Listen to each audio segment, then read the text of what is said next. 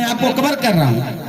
लेकिन राजनीति में वो चीज थोड़ी सी गड़बड़ है कि अगर आप तेज भी हो रहे हैं तो आपका अपना ही साथी पीछे से कोशिश करता है कि थोड़ी एक सीढ़ी आपको नीचे उतार। तो जो भाईचारा का डेवलपमेंट होता है वो खेल से होता है। और अपने यहाँ भी चर्चा कर रहे थे, यादव जी बैठे थे, आप बात कर रहे थे, मुझे इतनी अच्छी बात लगी कि अपने यहाँ के जितने भी खेल हैं, जितने भी कार्यक्रम हैं, वो सारे लोगों को जोड़ने का काम करते हैं। सामूहिकता लिए हुए हमारे जितने भी खेल आप देखिए, आप फुटबॉल खेलते हैं तो उसके साथ सारे लोग दौड़ रहे हैं, सारे लोग खेल रहे हैं। आप कबड्डी खेलते हैं तो टीम की टीम खेलती है, इंडिविजुअल कोई नहीं खेलता। बाकी दूसरे देशों के जो खेल हैं, आप क्रिकेट ले लीजिए, उसमें एक प्लेयर खेलेगा 10 बैठा रहेगा, इंतजार करेगा कि हमारी बारी है। जिन लोगों ने भी अपने इस खेल कार्यक्रम को बनाया रहा होगा, जिन लोगों ने अपने सांस्कृतिक कार्यक्रमों की रचना की होगी, जो भी सांस्कृतिक क्षेत्र में बैठे हुए गुरुजी यहाँ बैठे हैं, जो भी अपने यहाँ के गीत और संगीत है, आप देखिए कोई इंडिविजुअल नहीं है, सबका सब सामूहिक है। सारे लोग उसमें गाते हैं, सारे लोग, कुछ लोग बजाते हैं, कुछ लोग ताजी ही बजाते हैं। लेकिन दूसरे देशों में उसका अंतर देखिए कि एक कलाकार नाचती है, बाकी लोग आनंद लेते हैं। ये हिंदुस्तान और दूसरे देशों में यही सबसे बड़ी खासियत है। और बिहार की वो धरती है, जब दुनिया में पहला विश्वविद्यालय स्थापित कर रहे थे लोग, तो हमारे यहाँ 1248 शिक्षा के केंद्र काम कर रहे थे। नालंदा, तक्षशिला, ये हमारे यहाँ की धरोहर रही है। जब लोग वायुयान की कल्पना कर रहे थे, हमारे पास पुष्पक विमान था। और मुझे लगता है जिस चीज की चर्चा अभी लोगों ने की कि गया की धरती निसंदेह हम सब के लिए प्रेरणा की धरती है,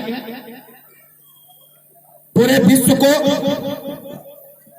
शांति का संदेश देने वाली धरती है। अभी अभियान के हमारे पुलिस अधीक्षक महोदय भी यहाँ हैं, मैं उनसे चर्चा कर रहा था कि अभी क्या है उग्रवाद की स्थिति। मुझे जितना देखने और समझने का अवसर मिला, उसमें शिक्षा एक प्रमुख कारण है। शिक्षा, जहां शिक्षा नहीं पहुंच पाया, जैसे जैसे शिक्षा पहुंच रही है, वैसे लोग वहां से उग्रवाद से, कोई उग्रवाद में जाना नहीं चाहता। सिर्फ शिक्षा का अभाव है जो हमको उस क्षेत्र में ले जाती है मजबूर करके। लेकिन जो लोग शिक्षित हैं, वो अशिक्षितों को अपने साथ संगठित करके उनको अपने साथ बाहर लाएं और एक शिक्षा की अलग जलाएं। और गांव में, अभी माननीय प्रधानमंत्री जी ने तो खेलो इंडिया में किया ये कि गांव-गांव में हमारी छुपी हुई प्रतिभाएं जो ऊपर जाती है अंतर्राष्ट्रीय लेवल पर, उनसे अच्छे प्रतिभाएं हमारे गांव में हैं, उनको एक अवसर नहीं मिल पाता है। मुझे लगता है कि ऐसे आयोजनों से उनको एक अवसर मिलने का काम हुआ है। तो निश्चित तौर पर एक खेल आयोजन दिन प्रतिदिन अपने उत्तरोत्तर प्रगति पर है।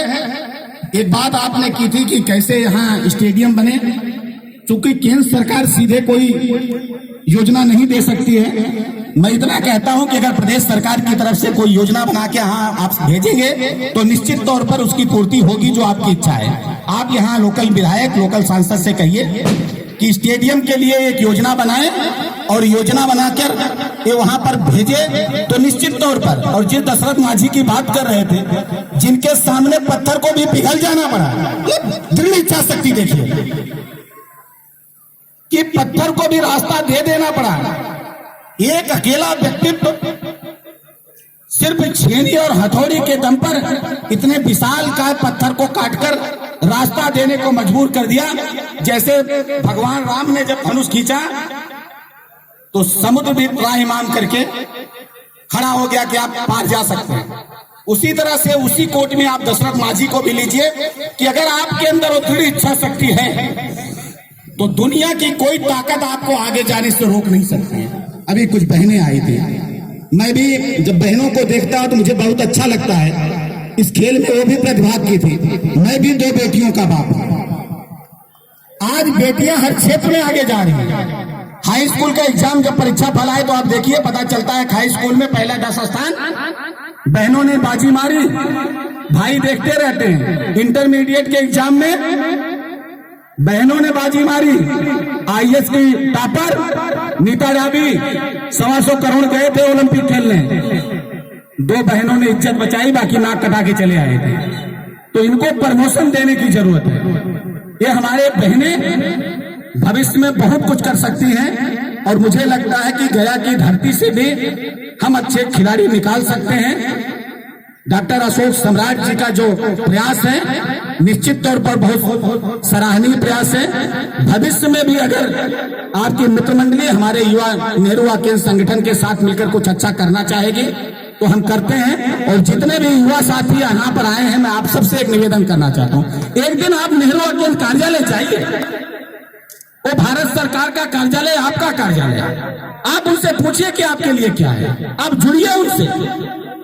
आज माननीय मोदी जी चाह रहे हैं कि ज्यादा से ज्यादा खेल का प्रचार हो, ज्यादा से ज्यादा हमारे कार्यक्रमों को जानिए कि हम क्या करते हैं। हम बहुत सारे कार्यक्रम करते हैं, इस तरह से हर ब्लॉक में हम खेल कूद की प्रतियोगिता करते हैं, जिले लेवल पर करते हैं, सांस्कृतिक कार्यक्रम करते हैं, हम ट्राइबल यूथ एक्सचेंज प्रोग्राम करते हैं। जो बच्चे कभी घर से बाहर नहीं निकले हैं उनको हम दूसरे राज्यों में भेजते हैं। हम वैली के बच्चों को, जम्मू कश्मीर के बच्चों को दूसरे राज्यों में भेजते हैं। हम नॉर्थ ईस्ट के बच्चों को यहाँ बुलाते हैं, यहाँ के बच्चों को वहाँ भेजते हैं। हम युवा आदान प्रदान कार्यक्रम करते हैं। हम अपने बच्चों को सरकारी खर्चे पर विदेश भेजते हैं, उनका इंटरनेशनल यूथ एक्सचेंज प्रोग्राम करते हैं। हम NIC करते हैं, राष्ट्रीय एकता शिविर करते हैं कि 250 बच्चों को हम एक राज्य से दूसरे राज्यों में बुलाते हैं। एक बार आकर हमारे जो यहाँ के अधिकारी हैं नरेंद्र जी, जैसे सम्राट जी ने मुझसे निवेदन किया, मैंने उनको एक फोन किया, उन्होंने मुझसे कहा कि जो नेहरू युवा केंद्र से सहायता होगी हम करेंगे।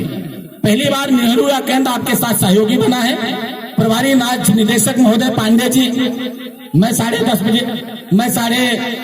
3:30 बजे सुबह पहुंचा, आपको जानकारी मिली, आपने कहा मैं भी आऊंगा।